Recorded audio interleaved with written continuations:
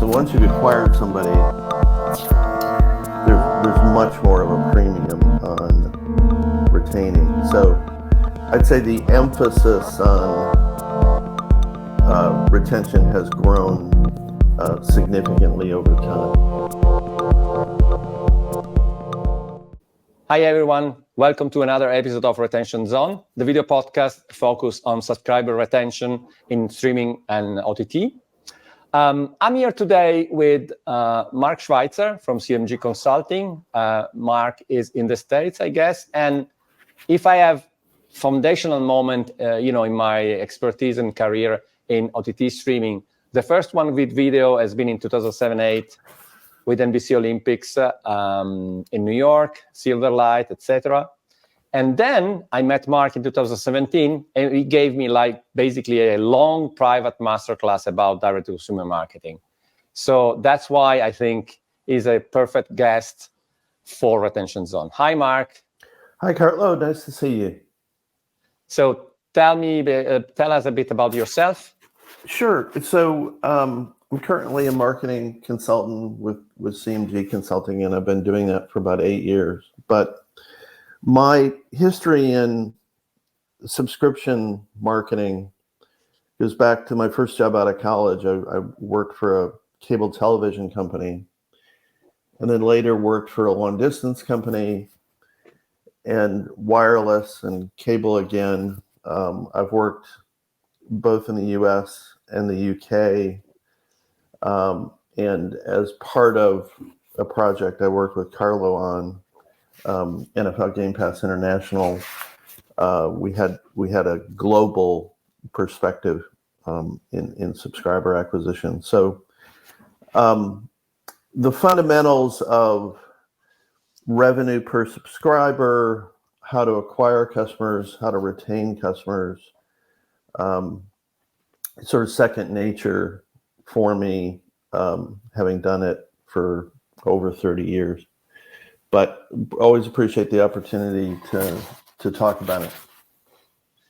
And I think the first natural question would be, how do you see, in your experience, that really move almost from, I don't know if I call it an industry to another or a vertical to another? How have you seen the evolution of the marketing side, the direct-to-consumer marketing side of it? Are things the same? Have things evolved a lot? Some logic is still the same. What is your take on that? Well, the probably the biggest changes are the methods of marketing. In my early days, email, let alone digital marketing, didn't exist, and you worked with either face-to-face salespeople or inbound telemarketing and direct mail and et cetera, et cetera. But as data became more important, and then eventually digital and now, of course, social, the methods of marketing and how you manage the customer life cycle, the tactics have changed a great deal. But the fundamentals of acquiring, retaining, upselling, winning back if you lose somebody, those metrics, if you will, have been pretty stable, but the methods of execution have changed dramatically. Retention has risen in importance. When subscriber services were kind of dominated by utility companies, be it power or gas or whatever, they were, if not entirely monopolies, nearly monopolies. And retention was not difficult. And even in the early days of satellite services like a Sky in the UK and throughout Europe, they had very little competition. Now, particularly in the OTT environment, there's lots and lots of competition, and getting share of consumer minds is a big challenge. So once you've acquired somebody, there's much more of a premium on retaining. So I'd say the emphasis on retention has grown significantly over time. And what specific metrics would you use in that case? Well, the way I think of it is a life cycle. So prospecting quality subscribers, so people who have the ability to pay, people who are not just shopping the deal of the day, but genuinely have an interest in the service. So getting quality prospecting is important. How you manage trials or free periods, if those are applicable, that requires a lot of thought. And then if you have an ability in the portfolio to cross-sell or upsell, the more purchase moments subscribers had, the more attached they are to your service. And then you hope to build advocates. And so things like Net Promoter Score or customer satisfaction need to be carefully monitored. And then how you manage their opportunity to churn. You don't want to be unethical in terms of making it so difficult that they don't have ways out. But you want to create friction where you get, whether it's chat or a live agent, you want the act of churning to be a considered one. And and then of course you're constantly measuring your monthly churn, your weekly churn, et cetera, et cetera, et cetera. And now with OTT, you have all kind of rich data on their engagement with your product. So if you have a light user or a zero user, or somebody who's only watching one show, that's important data. And so I guess that's another change, that the providers now have the ability to really understand the level of engagement with the products. And those are important metrics to then have solutions for helping them discover new video options or new series that are coming on, or whatever it might be. So that's an important change, the ability to understand the level of engagement.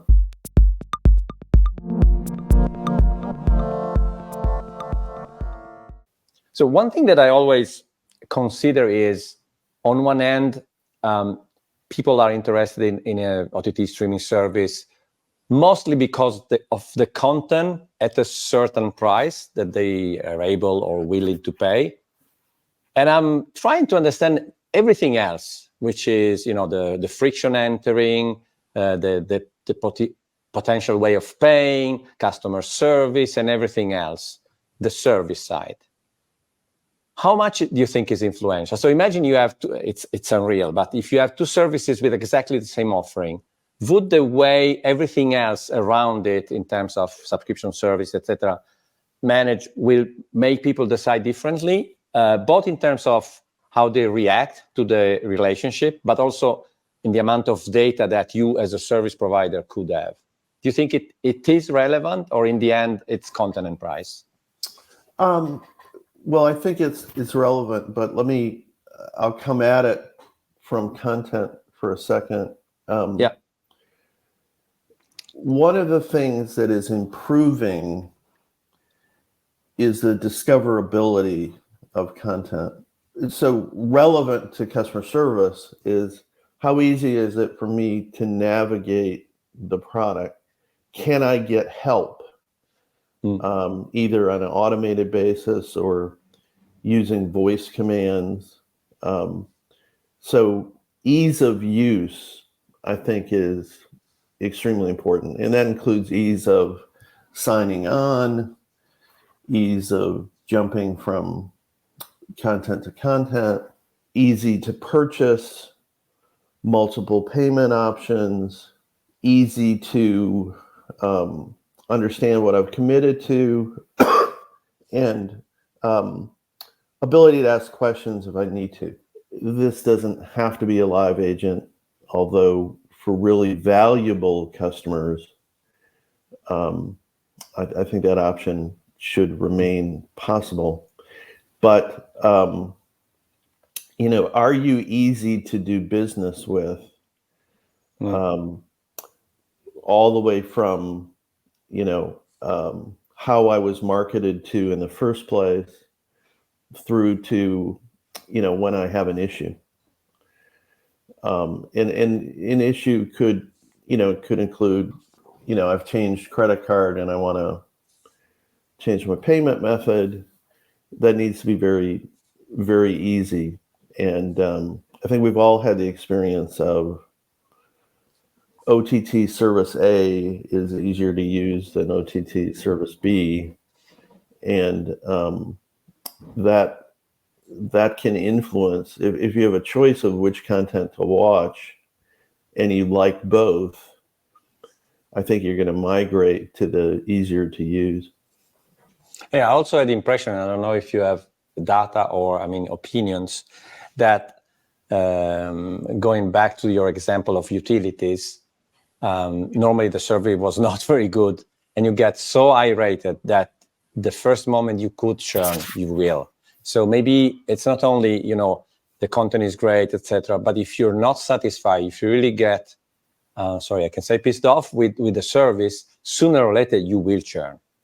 Because if you feel, if it's unfair, the relationship is unfair, I think it's becoming more and more important because there are certain services that are really trying to super serve customers. So nowadays you need to go at the level of at least the perception of being super served. I don't know if you agree in terms of what you see. No, I do. And that's one of the reasons it's important to be in touch with your customer, measuring their level of satisfaction, getting suggestions from them. So I'm a big believer in surveying, and even if you get relatively low response, as you were indicating, the people who are extremes are going to respond, and that gives you important data to address. Some people will kind of openly say they're a hostage. If you weren't if you weren't the only place that XYZ piece of content was on, I'd be gone. Well, you better again watching another piece of content, and upping your level of high touch service. Yeah. In your experience, what is currently the top reasons for churn? I think it's twofold: lack of utilization combined with the investment, just the massive amount of choice that's out there.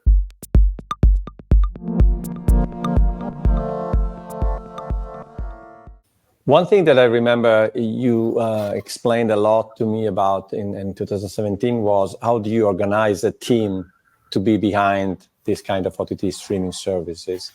And someone recently provocatively told me maybe we or the industry should have chief retention officer.